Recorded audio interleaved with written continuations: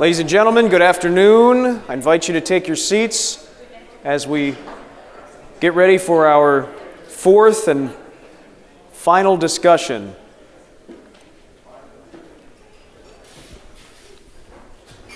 The so-called third leg of the stool of the Nixon grand strategy attempted to tackle the tumultuous problems in the Middle East that were mounting in the early 1970s. The Yom Kippur War in 1973 provided an enormous strategic opportunity to weaken the global position of the Soviet Union while strengthening and saving Israel in the process. In its final months, the Nixon administration began the first Middle East peace process that would become the Camp David Accords under President Carter. More recently, the Abraham Accords continue to build on that work, dramatically positioning former foes together against a rebellious Iran. Here to talk the future of Western relations in the region, please welcome John Alterman, Director of the Middle East Program at the Center for Strategic and International Studies. Prior to joining CSIS, he served as a member of the policy planning staff at the State Department, among other distinguished roles. He teaches Middle Eastern Studies at the Johns Hopkins School of Advanced International Studies and at the George Washington University. Morgan Ortagus is the former spokesperson for the United States Department of State in the Trump administration and served in both the Obama and Bush administrations as well. Elbridge Colby will moderate this discussion. He is the former Deputy Assistant Secretary of Defense for Strategy and Force Development. From 2018 to 2019, he was the Director of the Defense Program at the Center for a New American Security, where he led the center's work on defense issues and can boast of a strong background in the study and formulation of grand strategy. Would you please join me in welcoming our final panel?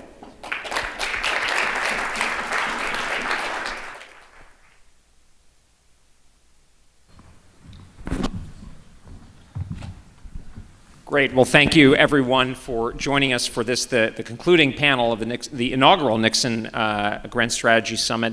And it's great to be joined by my good friends, Morgan Ortagus and John Alterman. You heard about their distinguished bios, and I couldn't imagine a better duo to join us in a discussion about the Middle East. I think the purpose of this summit, as I understand it, is to really kind of bring the Nixonian perspective, if you will, to the toughest problems the country is facing now, but also going forward to kind of look forward over the longer term and not be kind of caught up in the specifics of the day-to-day, which has so often in the past happened in discussions about the Middle East, but really to think, as President Nixon and many of his lieutenants like Henry Kissinger so famously did, think about the long term, the kind of tectonic shifts that are happening in the world and that will happen in the world, and to put America in the best position. And I think we actually had a really spirited debate, for those of you who were here for the last panel, about what that might mean, about differences, about what the world might look like in terms of how powerful China is and Russia is, and so forth. And I think we want to bring that kind of perspective here to the questions of the Middle East. And of course, just to briefly touch on it, I mean, President Nixon, in some ways, I think you could say, and I defer to these greater experts on the Middle East, in some ways you could say that some of President Nixon and his team's most important and lasting accomplishments maybe were in the Middle East. Of course, we've heard a lot about the opening to China, which was President Nixon's own idea, famously expressed in Foreign Affairs, and how that helped, really shift the Cold War, some of the strengthening of the defense, sort of the defense posture in Europe, starting after the war in Vietnam. But I think if you looked at the situation, actually, for those of you who were able to see Dr. Kissinger's remarks last night, I think he was pointing out that, in 1969, the Middle East was a pretty grim place from the perspective of the United States. You had Nasser and a very radical Egypt that was tightly aligned, as I understand it, with the Soviet Union, of course, in Syria as well. The collapse of the CENTO model that the Eisenhower administration, in which President Nixon had served,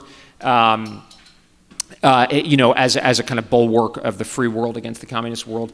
And by the end of the Nixon administration, with things like the shift under Sadat by Egypt and the expulsions of the Soviets and so forth, there was really a new situation, a strengthened U.S.-Israel relationship and Israeli defense posture following the Yom Kippur War and so forth. So I think it's a particularly apropos for us to be talking about that. And where I wanted to start out in this discussion with John and Morgan is to kind of get, let's start from where I think President Nixon and his team probably would have started. If you look at their famous annual foreign policy reports to the president, it was to kind of look out over the long term and see where do things seem to be going, and particularly where do things seem to be going in the kind of geopolitical and geoeconomic sense. And I'd ask, I'll start out with John because he's here, and then we'll go to my friend Morgan, who's with us virtually. John, where do you think the Middle East is heading, let's say, over the next 10 or 15 years? What are the key geopolitical and geoeconomic trends? Thank you, Bridge, and thanks to the Nixon Foundation for hosting me. To veterans in the room, thanks for your service. I think that the principal driver of change in the Middle East over the next 30 years is the energy transition, which is going to fundamentally change the political economy of the region. The Middle East has a combination of energy exporting states and labor exporting states. And the states that don't export energy generally export labor to the states that do export energy. And the states that export energy give support to the governments of the states that don't have energy. So the entire region is tied to the production of energy, and the way energy is produced is going to change, and that's going to affect everything. But before the amount of energy extracted from the region goes down, as we move off of hydrocarbons, the importance of the Middle East is going to go up, partly because the cost of extraction of oil and gas in the Middle East is the lowest in the world, partly because the carbon cost of extracting energy from the Middle East is the lowest in the world.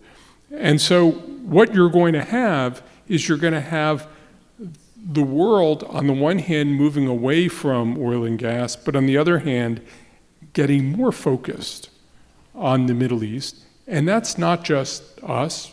In fact, we're largely self-sufficient in the production of hydrocarbons, but in terms of Europe, and especially in terms of our partners and allies in Asia. They are going to be completely reliant on the Middle East. And as we think about our interests in Asia, something you've given a lot of thought to, I think we cannot help but recall the importance that Asia ascribes to access to the Middle East, the lack of Chinese domination in the Middle East, security reaching the sea lanes in the Middle East. I think that we are about to enter a moment over time, over a 10, 15-year time frame, when we will care more about the Middle East, or our allies and partners will care even more than we do. And I think there's a danger in assuming that we're sort of over it because, I drive a Tesla, so I'm fine, I don't care. That's not the way the world's going to work. And I think we have to see it in the context that people in the Middle East know they're looking at a cliff, a fiscal cliff. And I think things are going to get a lot more sporting there, perhaps in the middle of this transition and perhaps afterward. Well, great. Well, thank you, John. Morgan, let me ask you the same question, maybe pivoting off some of the things that John is saying. What's your take on where the Middle East is heading geopolitically in the next kind of decade or two? Yeah, I apologize. I had some problems, so I got kicked off. I'm back on. So I missed what you said, John. I'm sure it was brilliant. I guess I see our engagement relationship in the Middle East a little bit different from him.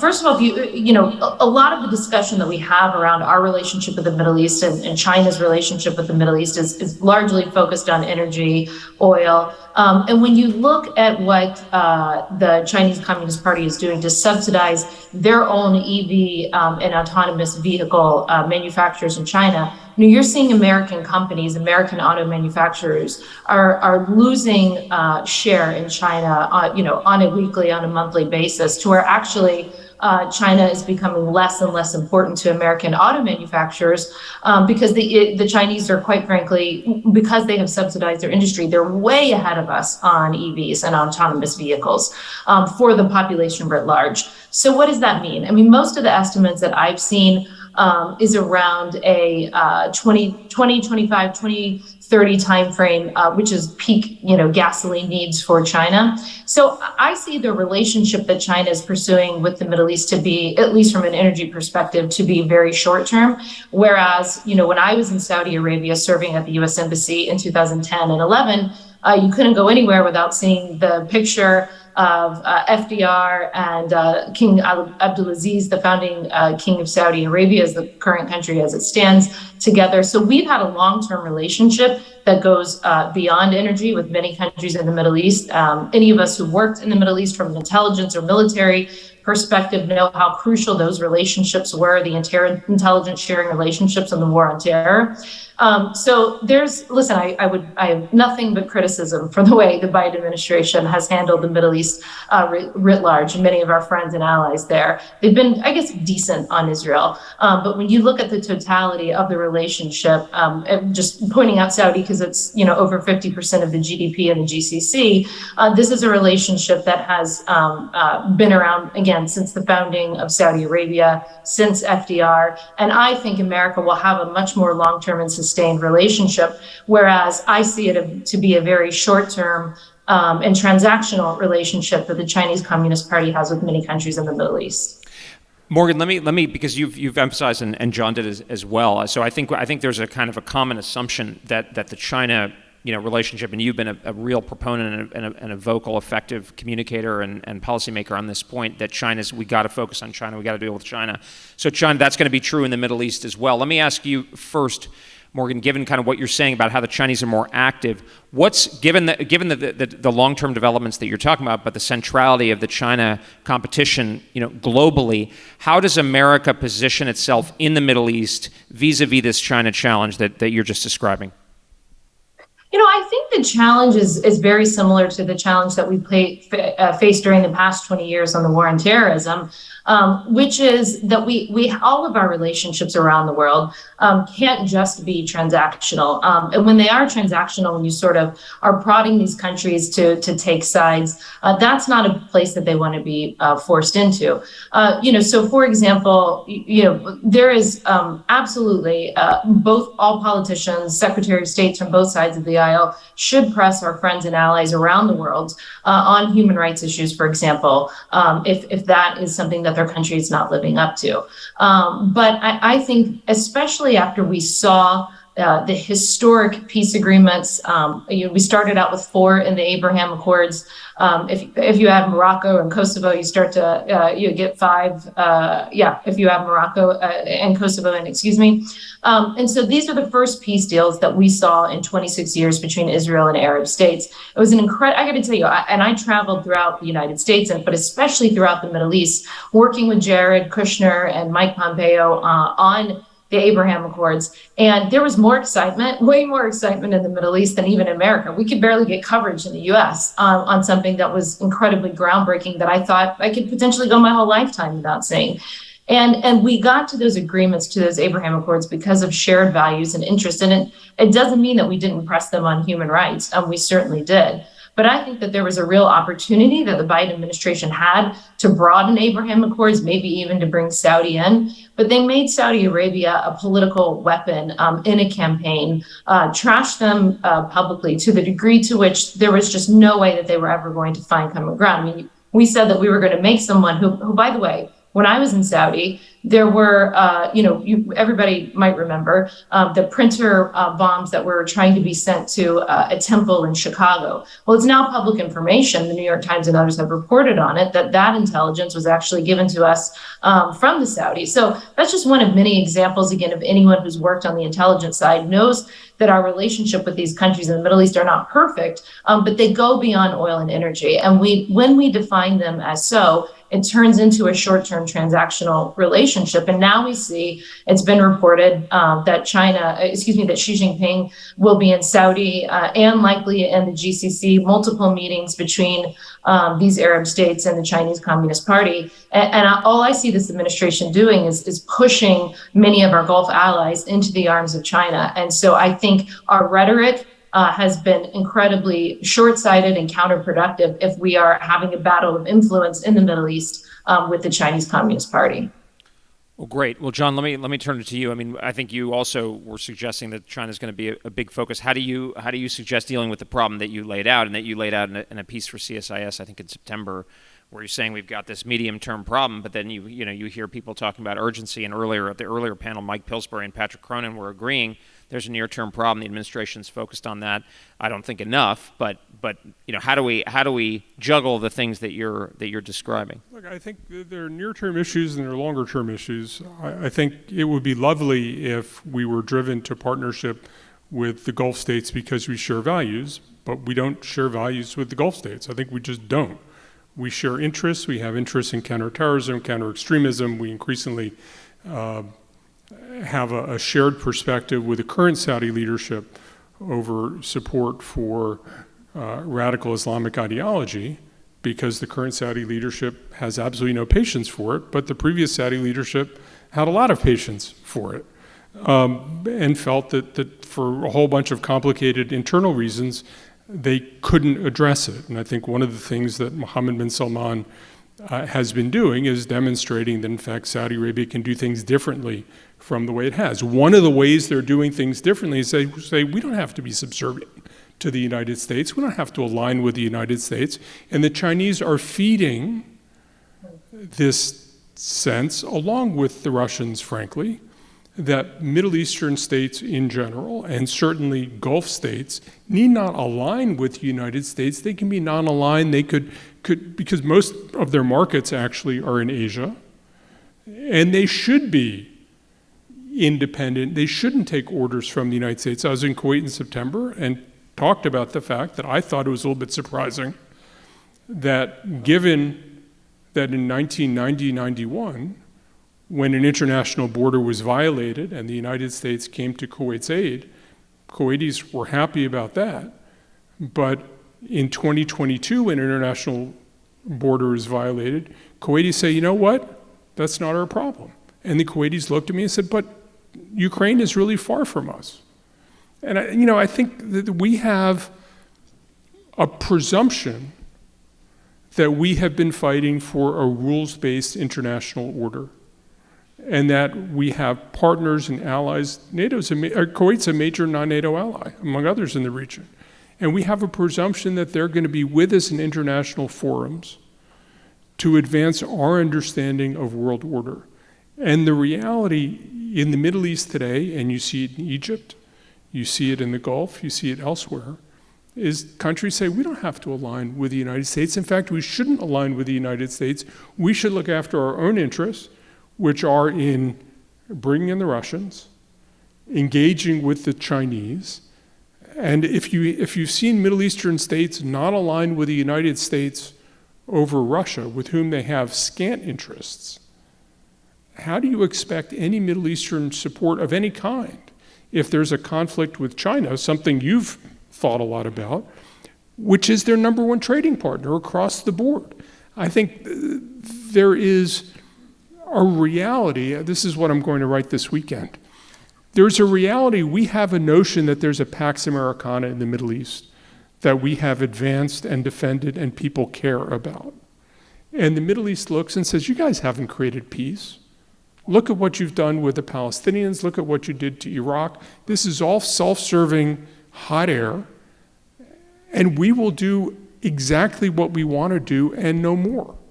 And I think on the policy side in the United States, people haven't internalized that. They haven't accepted it. There's a sense that we share values and interests and look at our history and all the kinds of things that Morgan was talking about. And I think the reality is the region has moved on.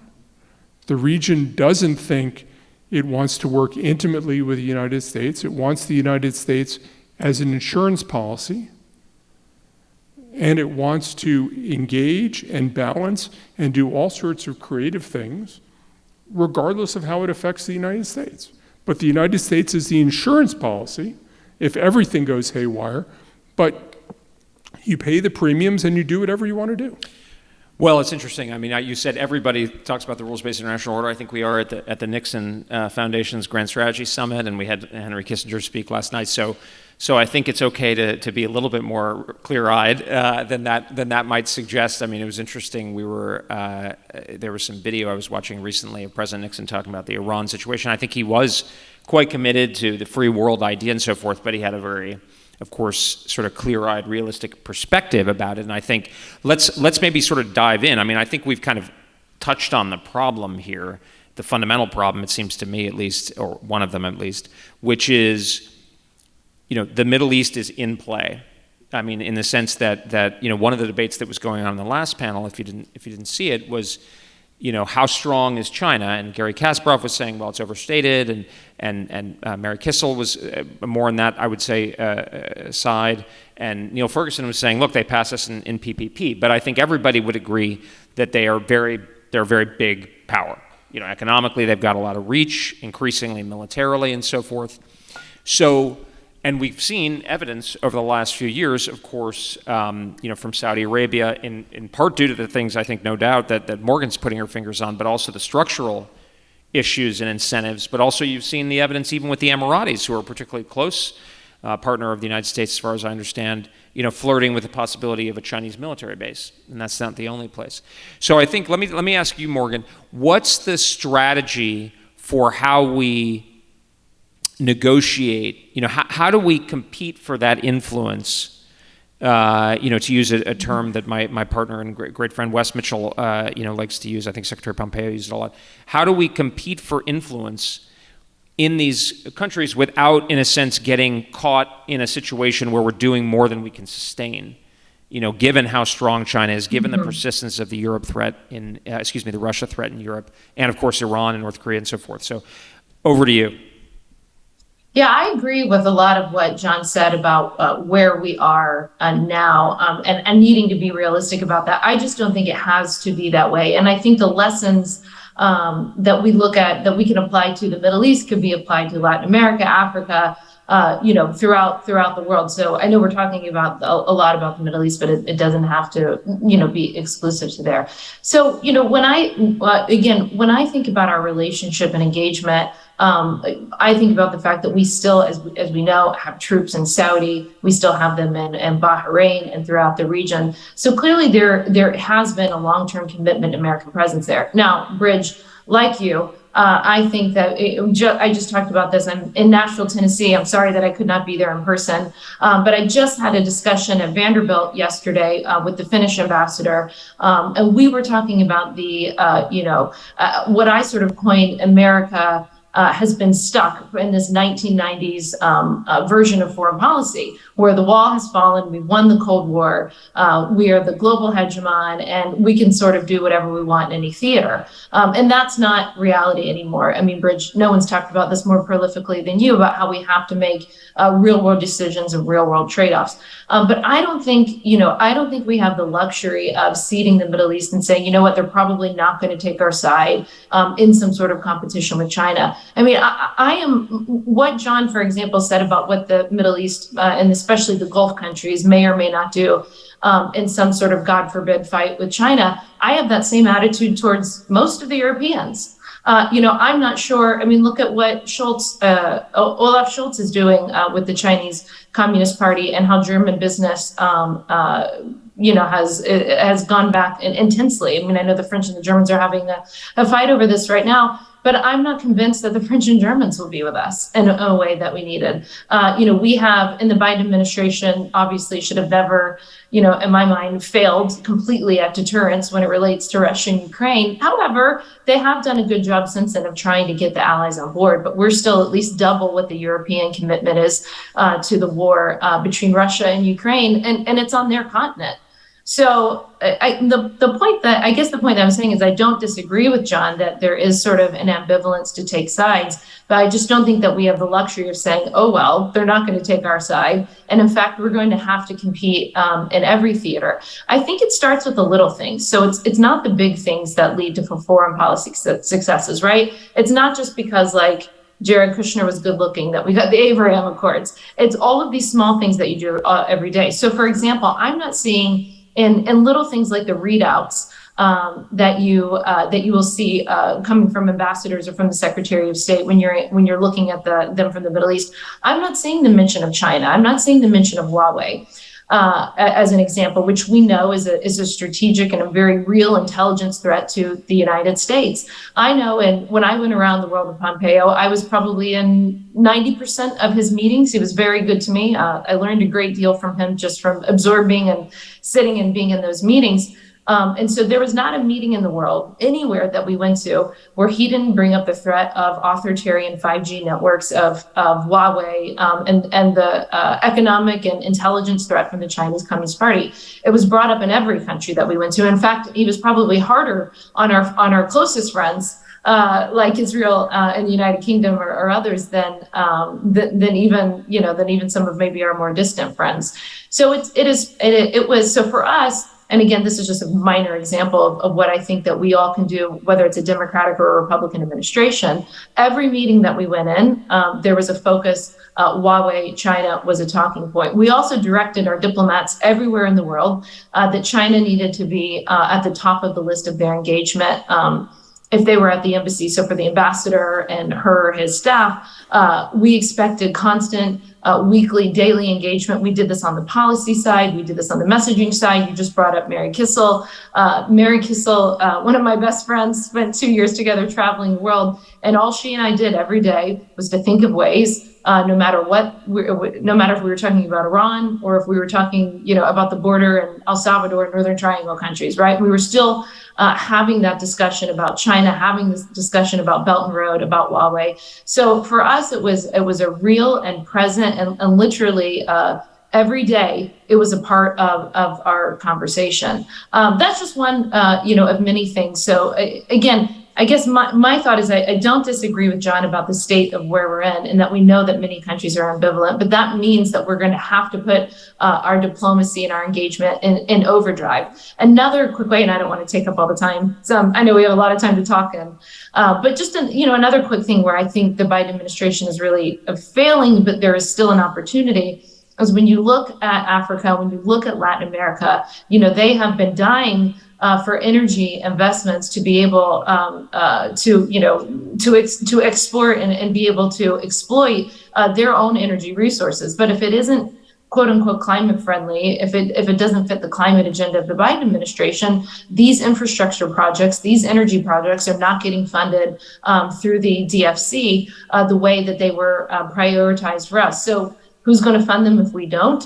The Chinese Communist Party. So we need to be a little bit more realistic, I think, about what our friends and allies need around the world, and especially where there are opportunities for us to be helpful on the economic side and not commit more U.S. troops or equipment. That's where I think we could focus. So Morgan, if you talk to folks in foreign governments, and I've certainly spoken to a lot of people in a lot of governments in the Middle East, they don't complain the U.S. isn't raising China enough. China's at the top of the U.S. agenda. But the reality, too, is that the U.S. is at the top of the China agenda, and the Chinese come in and they say, here's what we propose, and if you go to the United States, it's going to take this much time, and they'll ask for this many sets of restrictions, and they'll do that, and they won't do that. And the Chinese present themselves, they red team us. They put themselves in contrast to us, and it's partly, you could argue it's a misguided policy, but there are lots of policies that we pursue from administration to administration where we won't do things with countries. We have an arms sale process, which is long and convoluted. We have a tech transfer process, which seeks to protect things. I mean, there are reasons we do things, and you can talk China, China, China as much as you want. Countries on the receiving end are interested in what they can get. And the Chinese explicitly say, this is what you can expect from the United States, and this is what we'll do. And as a former senior military official told me, the Chinese solution oftentimes is an 80% solution at a 60% price. Nobody thinks that China is the same as the United States. Nobody thinks that Chinese infrastructure is going to last as long as US built infrastructure. But you can actually get it. And that's because of our processes. That's not the Biden administration. That's us as a government. because of our processes, because of our concerns, because the Chinese have an interest and an ability to do things differently than we do, that I worry that if you make all of our foreign policy about China, the Chinese will beat us at our game because they don't have the processes, and we're not going to change that way. So I think we have to make it about more than China. We have to make it about what's your future look like? What's an investment in your future look like? The Chinese, I guarantee you, care not at all about job creation, about the sort of educational investments, about the facilitation that the U.S. does in promoting trade. I mean, we have a different package. And I think we have to do a better job, not of reminding people we're in a global competition with China, because China says, hey, no competition, but by the way, choose us, right? China's argument is you don't have to choose. I think we've forgotten what our unique value proposition is. We don't stress our unique value proposition. We don't sharpen our unique value proposition. And that means the Chinese, at a lower cost and less friction, can certainly make inroads, if not clean up. People still prefer the United States, but they don't want to be lashed to the United States. China argues you don't have to be. And that's the reality not only we are in, that's the reality we will be in for many years to come. Let me. So I'm taking the liberty of being a player coach on this panel because we had a third. The Michael Jordan of Washington. Yeah, that's right, Michael Jordan, the baseball player. Because we had our fourth participant, and I want to give these guys a little bit of a break, but I also can't resist getting in. I'm gonna push back a little bit on what you said, John. And I'd like to hear you and your and Morgan's. They're double teaming me. See what's happening? I'm sure you'll be able to balance us, but. So what I would say to what you're saying is I agree that China is not, I think your point that China is not making an ideological pitch is really right on. I think there's a tendency in the Washington conversation and in the United States to sort of, frankly, project almost onto China, not project, but to sort of mischaracterize China as being highly ideological, like they're a bunch of Maoists in 1958 going around, with the non-aligned movement. Now, Xi Jinping, from what I can tell, is a avowed Marxist-Leninist, but the Chinese approach is much more instrumental, commercial. I mean, if you look at what they're actually saying, it's more like, we'll follow the UN Charter, we'll respect your sovereignty, blah, blah, blah. Now, we don't necessarily believe them, of course, and people shouldn't believe them, but I think we should accurately understand what their message is if we're going to compete with it. What I would say is, devil's advocate, but I believe it is, the kinds of things that you're talking about countries signing on to, I'm less worried about, including in the Middle East and the European theater, because to me, and I look at this primarily, through a kind of realistic lens, the big issue is Asia, because as you indicated, that is where the market heft is going forward. It's going to be upwards of 50% of global GDP. The Middle East is around, I think, 5 or 6% of global GDP. And if you're correct about the energy transition, that's going to be less. I don't know, but stipulate. So, but if China becomes dominant in Asia, it will inherently then have the ability to project dominant power in the Middle East militarily. But because the ultimate way to get someone to do something they don't want is military. That I think it stands to reason based on what you're saying, that the Middle East is likely to bandwagon towards Beijing in that context. I mean, I don't think the king of Saudi Arabia in 1943 or 42 had like the same values as Franklin Delano Roosevelt, a left-wing Democrat at the time, right? I mean, they made a calculation based on shared interests, right? Saudi Arabia is sort of a socialist state inhabited by people who lean Republican, but that's a whole different, okay. All right. Well, set of issues. I stand corrected, but okay, fair enough. And in some ways, anyway, but we won't go down that tangent. But I guess what I would say is that we've got to get Asia right. And if we hold the defense line, so you saying don't make everything about China, in a way I agree. I think in our minds everything should be about China. But what we say I actually don't think it necessarily we need to globalize this competition as much, because if we can hold the line at the first island chain, basically, militarily, China's not going to be able to project serious military power into the Middle East. So a lot of Middle East friends will say, Middle East specialist friends will say, well, the Chinese are active in the Emirates, or they're in Djibouti, and they could build a base in XYZ. And I say to myself, well, it's a little bit like what Churchill said about the German Navy. I think in the First World War he said it was beyond the English Channel. It was like a cut flower, beautiful but fated to die. Right? So I agree with most of what you said, but here's the final point I would just say is it puts less pressure to me on the relationship with the Middle Easterners. I could say, in this context, I could say, look, we need to take care of things in Asia. But honestly, Saudi and the Emirates, in Israel, if you don't go too far, don't do things that are crazy, and don't do things that stab us in the back or whatever. But if you want to have some relations and commerce and so forth with China, go for it. We will too.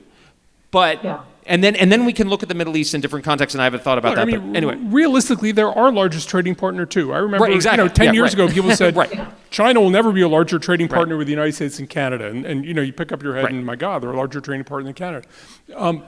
But here's what I think we sort of systematically get wrong in a strategic sense. We can't imagine any global power that doesn't want to follow our lead, doesn't want to use our structures, doesn't want to integrate military and economic power in the same way. And I think the reality is the Chinese look at the U.S. experience and they say, that's not for us. That's not who we are. That's not who we've ever been. We are interested in, I believe, we're interested in having most of our military footprint in Asia, where we have been paid tribute for centuries. And for the rest of the world, if you think about sort of imperialism 1.0 being imperialism 2.0 being the rules-based international order that the US and Britain set up after World War II, I think the Chinese are interested in imperialism 3.0, which is kind of mercantilism 2.0, where you come in mostly economically. You don't need to have the same military footprint at all. You don't need the same diplomatic footprint. You make a lot of demands. But I think there's this sense that what the U.S. does is fine for a really wealthy country that wants to have equal spread over the world. But for a country like China, which still feels like it's a developing country, they don't have the resources, they don't have the luxury. At least at the World Bank, they like to call themselves a developing country, right? No, but I think they feel that what the U.S. does is a luxury that China doesn't have. So China will go and try to build global power without replicating this whole expensive. Well, let me. Okay, and then I want to bring Morgan on this, but I'm just going to respond to. I mean, I just don't think that's what's happening. So first of all, if you look at the China military power report the Pentagon put out last year, this was in the unclassified report put out by the Pentagon. They said that the Chinese are looking at basing in not only Cambodia and I believe Tajikistan, but also I believe Mozambique was in there. Of course, John Feiner, the Deputy National Security Advisor, flew to Equatorial Guinea on the Atlantic coast of Africa to try to persuade them not to allow a Chinese military base. Djibouti, of course, is already there. So I think, and the military they're developing is a military that looks like ours. They are building aircraft carriers, and some people say, oh, they're so stupid to build aircraft carriers. And it's like, well, I don't think they're stupid. So there's something that they think. And the second point is, and this has been interesting to watch, is, I think implicit in what you're saying is that the Chinese have some theory or some strategy to translate all that economic that economic leverage into something real. But actually what we're seeing is I think they're having real difficulty doing that, to create that mercantilism 2.0 that you're talking about. I think that would be their preference in some ways. But if you look at Belt and Road, they're having reactions in countries that don't, Kenya, Sri Lanka, that don't want to be under the Chinese thumb. And by the way, their economic model, they seem to actually want to make money out of Belt and Road, which is different than, say, the Soviets. So that leads me to think that's good news in the sense that it's one of the reasons why I'm more sanguine about their growing influence globally, because I think they're going to find it very difficult to translate that economic leverage. And of course, our experience with sanctions and how little effect they can often have is illustrative here. But then it makes me worried because of the military they're developing. But Morgan, I want to bring you in because we've been going back and forth here. But what's your take? I don't know. Ask me a more specific question. What's your feeling about? You've been thinking a lot about the economic influence piece of this, and you've had a lot of experience. What do you think about? Am I being too sanguine about the dangers of Chinese economic influence? I mean, I'm just looking, say at the Wall Street Journal, every week there seems to be an article where they're coming up short on Belt and Road, or they're having difficulty translating that influence. And you see the Pew polls of how China is regarded around the world, and for all of our faults here, they are really in the basement. So am I being too sanguine about the dangers of Chinese influence in the Middle East in this respect? No, I think you bring up a really interesting point. I think that there is a big difference on how both China and Russia are viewed globally versus how they view themselves internally. And I bring them both up because, it was, again, just having a discussion at Vanderbilt on this. We really got into the weeds on just how close the Putin-Xi Jinping relationship is and remains, right? Even after Russia has quite embarrassed themselves militarily over the last, how many months? 7-9 months now.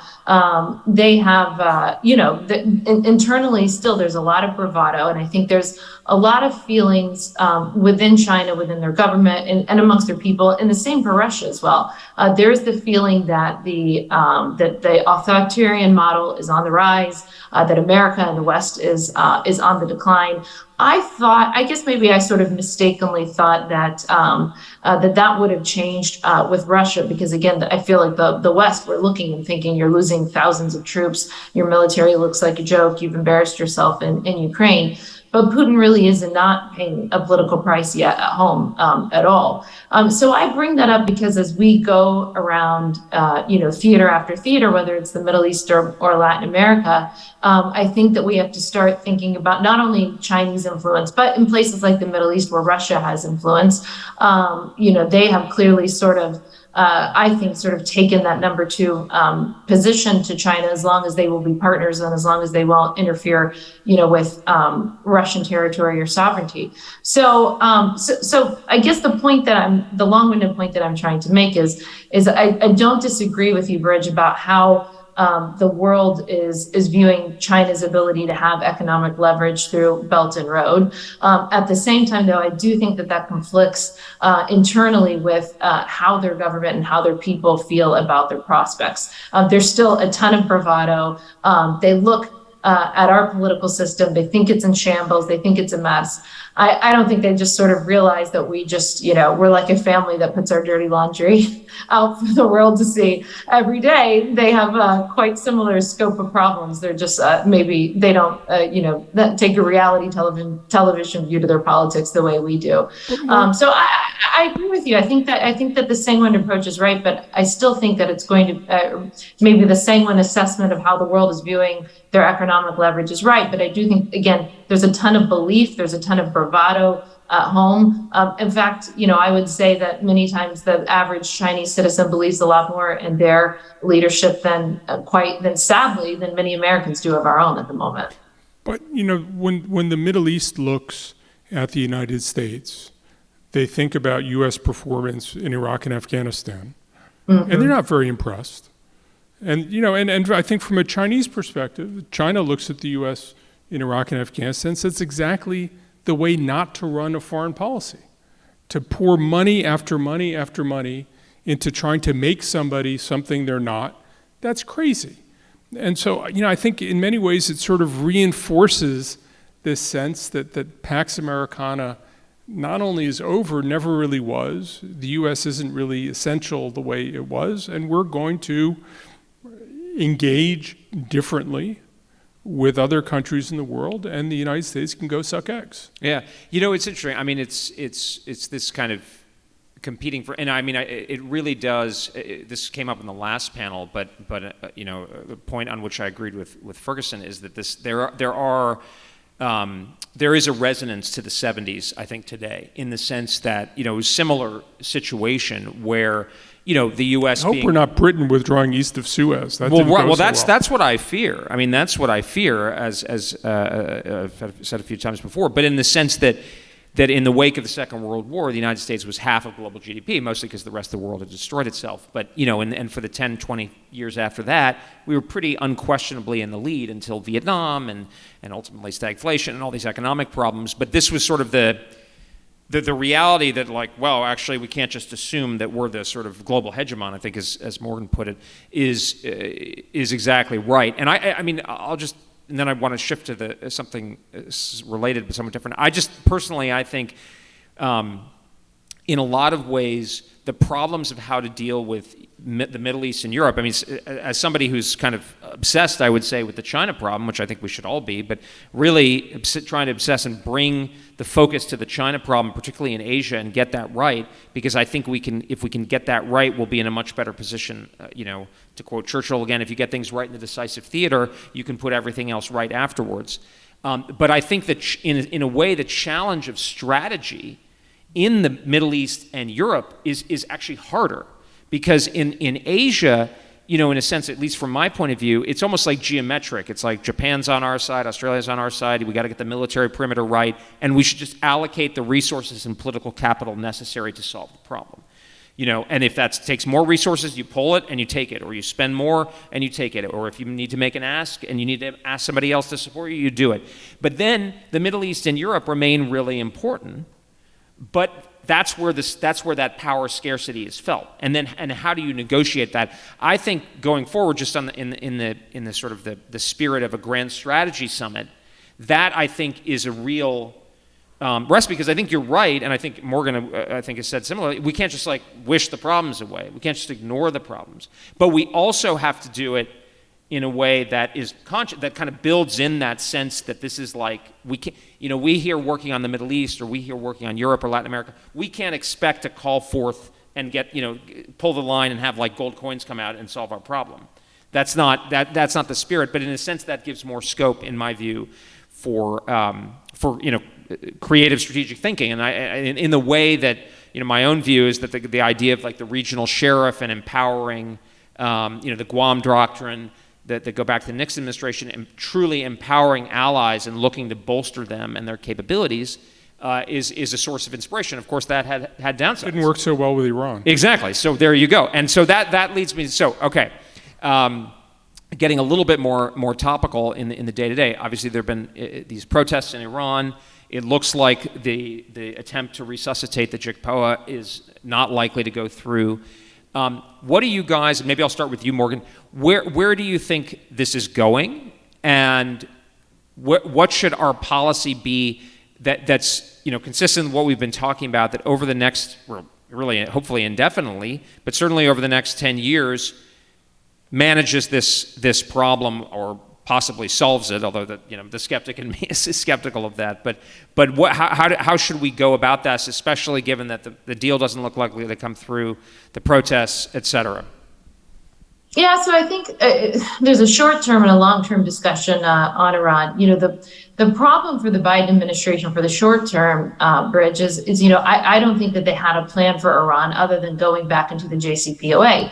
Remember, whenever Secretary Blinken testified before the Senate in his confirmation hearing, he said not only would they go back into the JCPOA, but they would negotiate a longer and stronger deal that, I think presumably was going to include, things like ballistic missile production, support for terrorism, maybe even human rights. And obviously, not only do we get longer and stronger, we actually ended up, before this has been sort of shelved, with a deal that would, I think, conceivably lose 3/4 of the Senate if it was actually put before the Senate, because it was the opposite of longer and stronger. It was weak and pathetic.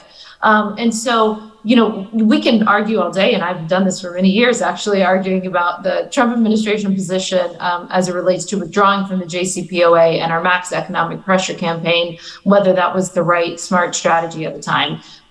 Happy to debate that. Just did that for an hour the other day with the European podcast. But if we look at, the Biden administration, the only plan that they had was to get back into this deal. The Ayatollah and his henchmen clearly have had no interest in getting back in it. They played them for 18 months, before these protests started. And so there really is, I don't see any strategy of what they're going to do for the next two years. Finally, begrudgingly and incredibly late to the game, they've put out incredibly supportive statements for the people in Iran, for these women who are, by the way, just some of the bravest women in the world. And especially, if anything should inspire us, it's the young women, the teenage girls in Iran, which have shown more bravery and courage than many people that I work with and deal with. So they basically have been shamed finally into shelving this really weak and pathetic deal that they were negotiating, and mostly, by the way, from their own party. I mean, I was, in the conversations that I was in with many Democratic senators and House members, it was clear that this was not something they were going to be able to support. So where does the Biden administration go from here? I mean, I don't think that they want to listen to me probably about Iran policy, given, my position on max pressure. But I think that is the only alternative. If the diplomatic solution failed, which I think it's failed, and by the way, how could it not? How could you even try to go back into it at this point after what we've seen the regime do to their own people? I mean, how in the world could you financially empower the very oppressors of the women and of the teenagers that we're supposed to be standing up for and standing with?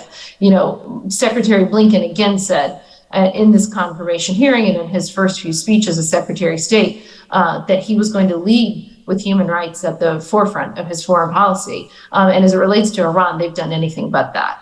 It has not been a smart record. So I think diplomacy has failed for many reasons, right? Maybe the Trump administration, maybe we put up too many barriers to where they couldn't get to their goal. That's fine. Happy to debate that. It's also failed because the people of Iran have rejected this negotiation, have rejected this deal. So I don't see any room or any space for them to go back into it. It would be a political disaster in the United States, and it would be a disaster for the people of Iran who are clearly rejecting this regime. So the only thing that we can do, I think, is to go back to some version of max pressure. They probably don't want to call it that because that was a Trump administration name. Fine, call it something else. But you have to get to a place of leverage with the regime, and the Biden administration has zero leverage with the regime right now. John. No. I mean, the question is not how do you fix Iran. I think the Trump administration made a fundamental mistake in that it thought it could fix Iran. It was going to put on maximum pressure, it was going to withdraw from the JCPOA, and it was going to solve the problem. And I think the consequence is that we are trying to manage Iranian malfeasance and regional aggression and development of its missile programs and all the other things without having other countries in the world on board, without having multilateral sanctions that can drive Iranian behavior, without having visibility into the Iranian nuclear program through the IAEA inspections. It is, I think, deeply mistaken and perhaps dishonest to argue that the Biden administration thought that the JCPOA was going to fix Iran. The question is, do you want a diplomatic tool alongside with the intelligence tools, alongside the military tools, alongside all the other tools you need to deal with a regime that, as long as it's there, is going to be a threat to American interests and the interests of American partners and allies in the region? That's not because the Biden administration likes the Iranian regime or Rob Malley likes talking to Iranians. It's because if you're going to deal with a government like Iran, you need to build as many tools as you can and build as much support as you can, because our record of changing governments and putting something better in their place is pretty checkered. And that's part of the reason why they have the current regime in Iran now. Not the whole reason, but part of the reason after 1953. In terms of supporting the protests, the clear issue with Iran, and it's not just because, as I say, Iran in 1953, we helped overthrow Mossadegh, but there is a sort of xenophobic history in Iran about foreigners trying to foment revolution. And in my experience, I know very few instances when foreign governments can appear more patriotic than even the repressive governments governing states. There's something about the sense that foreigners are trying to undermine us. Nobody wants to be undermined by a foreign power. Nobody wants a foreign power to insert some group of people from your country into power. And I think the Biden administration actually has been walking a reasonable line to criticize the Iranian government for its abuses, but to be careful not to speak for the protesters, not to advocate for the protesters, because from the protesters' point of view, that undermines their standing with other Iranians. Look, I don't want this government in Iran to last any longer than it has to. But I'm also realistic that I think our ability to dictate who the government of Iran is low. And I think we need as many tools as we can, arrayed as strongly as we can, to deal with a whole range of absolutely heinous behaviors that this government engages in, not because I like it, but because it's only arraying all those tools that'll help us manage it. So, well, let me put a little bit of a fine point on this question. Kind of looking forward, I saw my friend Sean Derns is in the audience and wrote a piece for the National Interest. I think the magazine of the Center for the National Interest, which is affiliated with President Nixon. He pointed out that the chances of an Israeli attack on Iran in the coming months or maybe year or so is pretty high. And I think I'll take that bet. You think it's not going to happen? I think it's very low. Okay. All right. Well, could you elaborate? And is that what's involved in that assessment? I think several things. First, Benjamin Netanyahu, as a politician, is very cautious. He just is. That's his history. He speaks aggressively, but he's very deliberate about what he does. You can argue it goes to his military. You can argue for any number of reasons. I think A, he's a lot more cautious than people assume him to be. B, it's unclear what Israel could actually do. It's unclear what the response would be, and Hezbollah, with Iranian support, with Syrian support, has arrayed an incredible arsenal in Lebanon that certainly could overwhelm Israeli defenses. I think that there will be a sort of tit for tat, probably in Lebanon, to some degree in Syria, where there are Iranian troops.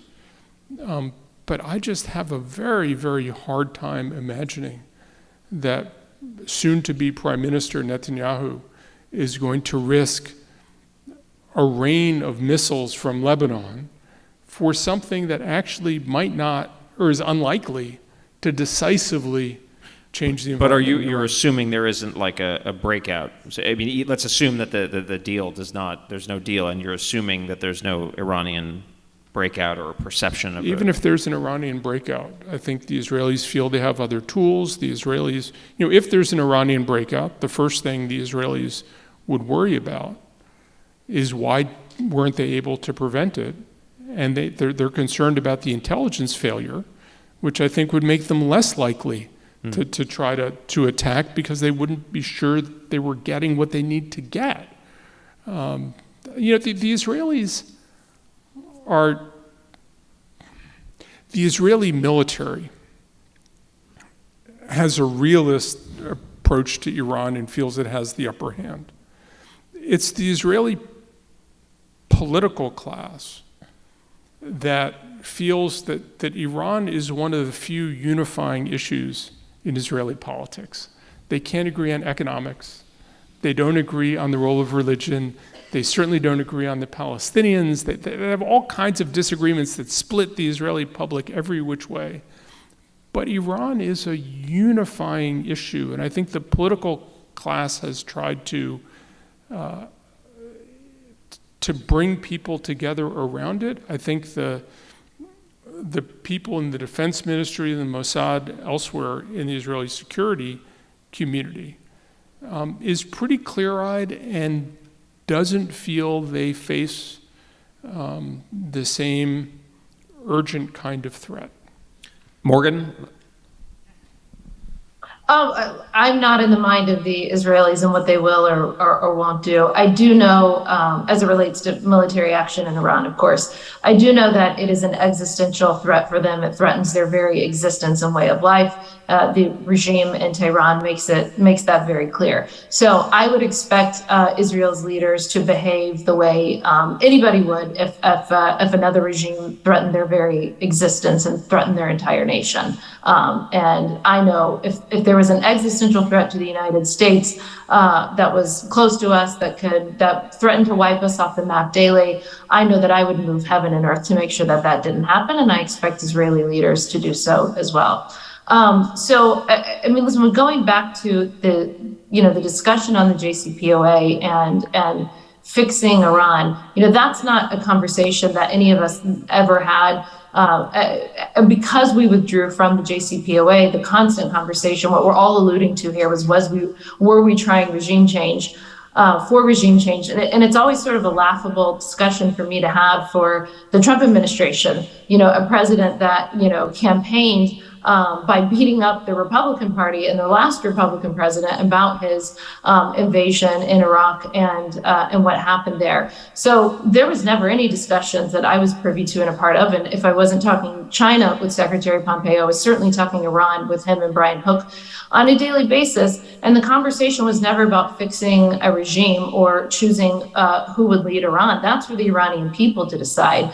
But the conversation and the debates and the policy, what we were geared toward was two things: was protecting our friend and ally in the state of Israel, and of course our friends in the Gulf who also had feelings of existential threats, and protecting the United States. So we looked at very simply, how do we stop, for example, their support for terrorism around the region? Well, one of the ways you do this, and I worked many years at the U.S. Treasury as an intel analyst, and was President Obama's attaché in Saudi Arabia and the Middle East in the Treasury. So this is not rocket science. If you want people to stop funding terrorism and stop funding the weaponry and the militias and you name it, you dry up the source of funding for doing so. Which Brian Hook could go into much more detail of how we did that. Especially even Hezbollah, we saw massive decreases in their revenues, and the regime had to make tough choices. They could, of course, still fund these things, but they were going to do it at the expense of other things like, say, public health or infrastructure, for example, in Iran. So, we were looking at what levers do we have to curb their malign behavior. Again, let's not forget, this is a regime that has been certified by multiple Republican and Democratic administrations. This is not a political assessment, but this is a regime that's the world's leading state sponsor of terrorism, and had no intention of curbing said terrorism or curbing ballistic missile production by being in a deal with us. And we just saw no benefit to giving them billions of dollars in sanctions relief, to be able to, as we all saw, right, we could go example after example of how they continued their support for terrorism around the region after the JCPOA. And in fact, they just had more resources to do so. We also, if the deal had truly stopped them from getting a nuclear weapon, great. That would have been a great thing. But we know it didn't. We know with the sunset provisions, all it did was kick the can down the road for someone else to deal with it. I will definitely see the point that it delayed them getting a nuclear weapon, but it did not prevent them from getting one. And we have to be clear-eyed about that. So you have a deal that didn't prevent them from getting a nuclear weapon, just kicked the can down the road for someone else to deal with it. And then you had a deal that gave the world's leading state sponsor of terrorism billions of dollars to continue to build ballistic missiles and continue to foment terrorism and continue to threaten the existence of the state of Israel. that's not a winning deal for us. So I want to reiterate that it was very much not about fixing Iran, but instead about finding the levers and the mechanisms that we could to try and stop their behavior. I would also say, there's always a lot of talk about that we did this without the support of allies and friends, and that's just wrong. We did it. Of course, it was very public when we withdrew from the JCPOA. The E3 and the Europeans were not happy with us over us. But there's a lot more people in the region that are affected by the Iranian regime than just the Europeans. We all know quite well the people in the region, like the Saudis and the Israelis and the other Gulf Arab states, were deeply unsettled and unhappy about the JCPOA. You had a deal that was negotiated the first time and the second time without anybody at the table who's actually a neighbor of Iran and who actually is affected by their behavior. There's almost nothing like more imperialistic than that. To have a bunch of Americans and Europeans, of course, we have the Chinese and the Russians, but to have all of these powers sitting at the table, negotiating a deal without having the Israelis or the Gulf Arab states having any real or meaningful buy-in. So to say that we withdrew from the deal without support of friends and allies, sure, I'll give you the Europeans aren't happy about that. We all know it. They complain about it to this day. But we certainly had support in the region from people who are directly affected by the Iranian regime. Well, very. We can go on, Yeah, I know. No, eloquently stated. I think our task was to be forward-looking. That was. I think the audience has seen the finest presentation of the views on the perspective. What I'll maybe kind of sort of moderator prerogative on this point is. I mean, I think this question of, in light of the desire to focus on China, which I think is pretty widely shared, the possibility of an Iranian breakout, if there's no deal, if it can't just be eliminated, if there's not a change in the government, et cetera, and the consequences geopolitically and militarily in the region is a tough riddle, right? I mean, if and the other piece, and I think it's a really important piece, the Chinese delight in U.S. tensions with Iran, right? I mean, to the extent that the U.S. confrontation with Iran, certainly during the Trump administration, split the U.S. from its allies, drew military attention toward the Gulf and away from the Western Pacific. The U.S. sanctions made Iran a great place for investment because there wasn't competition. I mean, I think the Chinese delighted in the Trump administration's tensions with Iran because as far as China was concerned, those advanced China's interests.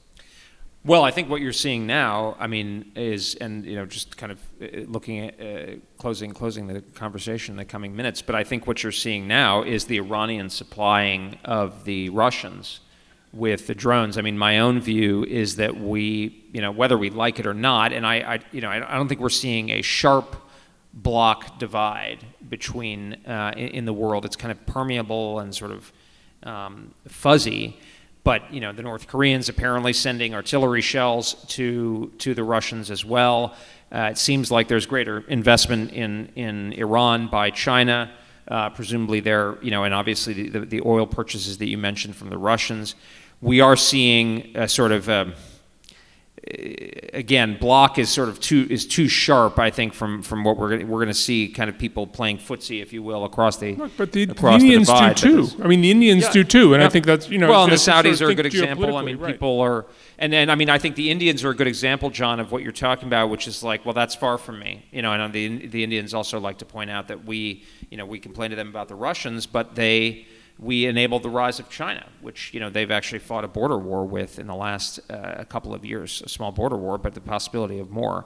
So I think that's sort of, I mean, my sense is that we're moving into this, especially as Chinese economic heft and as countries see the shadow of potential sanctions coming out of not only the Iran experience, but also the Russia experience, and sanctioning them makes sense, but people look at central bank reserves being frozen, and you're wondering if you're going to get on the wrong side of the Americans or others in our sort of sphere, if you will, and you start to say, well, maybe I'll take some inefficiencies to have the to be able to do more with the Chinese, and I think the Saudis were potentially talking about doing some oil deals denominated in the yuan. I don't know how that panned out, but I would expect to see more of that. And so I think that's sort of... I think they have not, but the Egyptians issued a bond and denominated in yuan.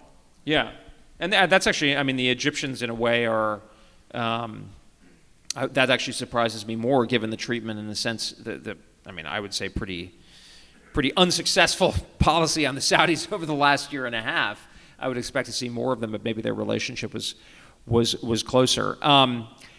Last kind of quick sort of topic that I'd like to is I mean, I think Turkey is a country that is kind of a swing and has significance on both sides. Any sort of thoughts before we close on how to handle Turks? Maybe Morgan, I'll start with you. I mean, given Erdogan seems to be moving all over the place, and it's a complicated one, but it seems to kind of capture the difficulties of dealing with the region. You gave me a hard one, Bridge. Okay. Morgan, can I save you? Yeah, please. Okay. I don't know how to deal with the Turks. I'll admit it. So Turkey is, in many ways, an obvious partner of the United States in this. Turkey is really upset about, it's one of the only Muslim majority countries that's upset about China's treatment of the Uyghurs in Xinjiang. Yeah. Right? And most Middle Eastern states, certainly, have gotten the Chinese message, don't talk about Xinjiang, and they don't talk about Xinjiang, and the Turks don't shut up about Xinjiang. Turkey is a member of NATO, right? I mean, this should be sort of Turkey all in our court, and yet Turkey sees interest in not total multipolarity, but opening to Chinese commercial deals, interested in engaging in Central Asia, working with Chinese capital. I mean, there is this sense that even many of our closest partners who have issues with China are interested in seeing, can we fashion a relationship?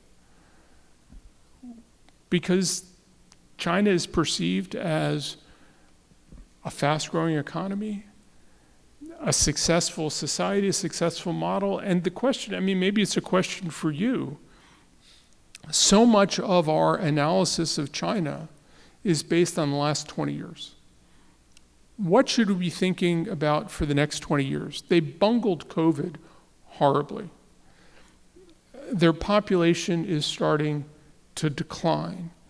Their economic growth is flattening. I mean, are we making a fundamental mistake in not appreciating that we're talking all about where the Middle East will be in 20 years? But where's China going to be in 20 years, and what does that mean strategically for us and our global interests? Well, that will be a fantastic question to address in next year's Grand Strategy Summit, I think. I think it'll still be current.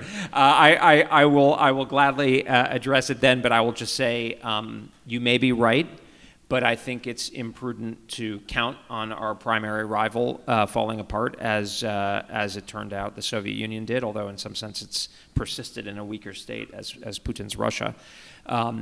But I think it's a lot of it is relative. In terms of, yes, the Chinese face demographic challenges, but so do Japan and Taiwan and South Korea and many European countries and parts of the United States and so forth. So I think just given the scale and the incentives I see for Chinese expansionism and aggressiveness and, frankly, Xi Jinping's behavior and the kind of people he's surrounded himself with, I don't think we should count them out. And also maybe a little bit of my own experience growing up and spending some time in Hong Kong and so forth. There is this sort of, the Chinese for, frankly, a couple hundred years, I mean, this is, I think, their own account, they kind of lost the thread, but it's fundamentally a very commercial culture. It's a very sophisticated culture. For many centuries, it could plausibly claim to be the center of world civilization, and they're kind of back in the game, and I don't expect that to go away, even if they hit, I mean, if you look at the growth of the United States over the 19th and early 20th century, huge economic depressions, and I mean, it's not one-to-one, but I think we should prepare for the downside that they will continue growing, at least from a security point of view, continue growing. But with that, thank you all of those who stuck with us for the last panel of the afternoon, and I hope you'll join me in thanking John and Morgan for their really great and insightful comments as well. Thank you, Bridge, John, Morgan, and ladies and gentlemen, thank you for joining us at the inaugural Grand Strategy Summit, and we will see you back here in Washington, D.C. next year where we pick up on exactly that topic. Thank you, and also stay tuned for our strategy summary document, which will be out in a few days, recapping everything and really taking a look at some of the main points, hopefully for use by policymakers and those in academia and at think tanks. So thank you for your support, and we'll see you back here next year.